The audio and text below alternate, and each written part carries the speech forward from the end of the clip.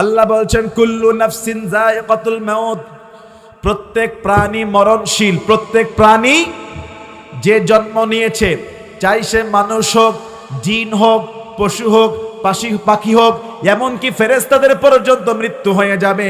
সব কিছু যখন মৃত্যু হয়ে যাবে, একজন শুধু বাকি থাকবে, মালাকুল মউত, যিনি সবার রূহ কবজ করেন।